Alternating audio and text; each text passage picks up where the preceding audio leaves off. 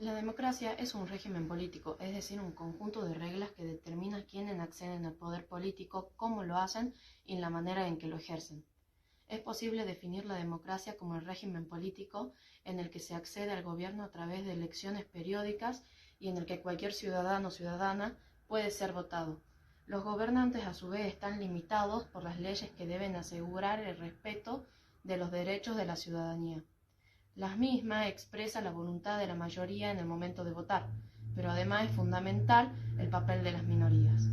La mayoría no puede atribuirse la toma de decisiones sin tener en cuenta los intereses de los grupos menos numerosos y menos influyentes, que precisamente tienen la función de control y vigilancia del correcto desempeño de los que fueron elegidos.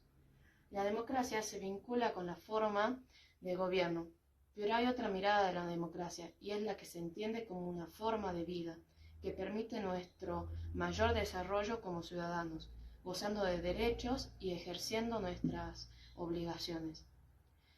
También es una forma de convivencia. Ser democrático significa saber estar dispuesto a tomar decisiones colectivas con el objetivo del bien en común. Desde los años 508-507 a.C., los atenienses pusieron en práctica la idea que el gobierno debía ser elegido por la mayor cantidad posible de ciudadanos. En aquel tiempo había pocos habitantes que cumplían con los requisitos necesarios para la ciudadanía, ya que solo gozaban de esa categoría los varones, hijos de padre y madre atenienses, mayores de 20 años y con riqueza suficiente como para dedicar tiempo en la política. Estas condiciones permitieron que la democracia ateniense fuera directa. La democracia directa se define por la participación de los ciudadanos sin intermediación de representantes, con voz y voto, en los procesos de la toma de decisiones. Los ciudadanos atenienses participaban de la igualdad de condiciones en la asamblea. Luego, por voto, sorteo o rotación, elegían a los integrantes de instituciones ejecutivas. También se basó en la idea compartida de bien en común, entendido como aquello que es bueno para la ciudad en su conjunto. La participación era considerada como condición necesaria para el desarrollo pleno de la persona. Alcanzar la práctica democrática, tal como la conocemos hoy en día, llevó siglos de evolución, lapso en el que fueron necesarias las luchas de los ciudadanos por ejercer sus derechos y limitar el poder de los gobernantes. La idea democrática comenzó a resurgir en el contexto de la formación de los estados nacionales europeos a partir del siglo XV y se consolidó recién en los procesos revolucionarios de los siglos XVII, XVIII y XX. Para entonces los estados abarcaban grandes territorios y poblaciones muy numerosas, motivos que hicieron indispensable el desarrollo de la democracia representativa. A diferencia de la forma directa, los años de decisiones colectivas son tomadas por un grupo de personas elegidas con ese fin. Esa fue la solución para mantener la esencia de la participación del pueblo en el gobierno en comunidades políticas complejas y extensas en territorio y demográficamente. Se entiende así que la democracia, tal como la conocemos hoy en día, evolucionó desde la cultura griega hasta nuestros días, adaptándose a los cambios en las sociedades. Robert Dahl estudió la democracia como régimen político y aplicó sus estudios al análisis de las sociedades contemporáneas.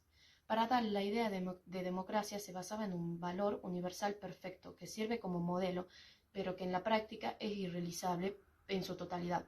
Dahl prefiere hablar de poliarquías para referirse a las democracias actuales. Los requisitos mínimos de las democracias reales son el derecho al voto libre y universal, derecho a ser electo, derecho a los líderes a competir por el voto popular, elecciones libres y justas, libertad de asociación, libertad de expresión, libertad de prensa y que las instituciones públicas dependan del voto popular. Las cuatro primeras se refieren a las primeras libertades políticas, las que garantizan que todos los ciudadanos puedan votar y ser votados. La tercera y cuarta marcan la diferencia entre la democracia y las llamadas democracias de fachada, en las cuales se practicaban elecciones fraudulentas o la oposición era proscripta. La quinta, la sexta y la séptima son quienes permiten expresión, asociación de ciudadanos según sus preferencias. La última define claramente la soberanía popular en el momento de decidir la agrupación cargos de gobierno. Otro de los aportes de Dahl a la teoría de democracia fue su análisis de los grupos de intereses, y de los liderazgos. Observó la dispersión del poder en diferentes grupos de las sociedades y a partir de la observación elaboró el concepto de poliarquía. Las poliarquías pueden desarrollarse si se dan ciertas condiciones previas, como el adoctrinamiento social, acuerdos básicos para la resolución pacífica de conflictos, el pluralismo social, la expansión de los derechos individuales, la renovación del liderazgo, la sociedad sin grandes diferencias de riqueza y educación. El análisis de las condiciones de la poliarquía es de gran utilidad para comprender el funcionamiento de la democracia.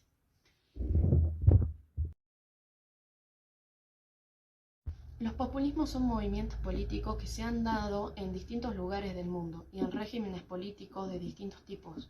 En América Latina, la rápida industrialización y la urbanización y la masiva migración interna desde 1930 llevaron a una necesidad de participación de los sectores populares en política, sin que los canales democráticos pudieran representarlos. Así, esos grupos formaron una masa disponible que no fue satisfecha por la democracia representativa tradicional. Algunos líderes de sectores con fuerza política, como los militares o los políticos o los conservadores, se transformaron en los conductores de esta movilización, apelando a un discurso reivindicativo de lo nacional popular. Hacia fines del siglo XX se retomaron los principios del populismo en un nuevo contexto social, económico y político. Por entonces surgieron líderes que reivindicaron el pasado nacional y popular y su relación directa con la ciudadanía. Durante la década de 1990 se utilizó un discurso para imponer el neoliberalismo. Al contrario de las experiencias anteriores, el neopopulismo aplicaron políticas de reducción del Estado y de reformas que implicaron la exclusión de sectores populares y la desintegración de las sociedades. La masa a la que apelaron estos nuevos líderes también es diferente, es más individualista, apática, desintegrada, con débil sentimiento de pertenencia o de grupo. Algunas de las reformas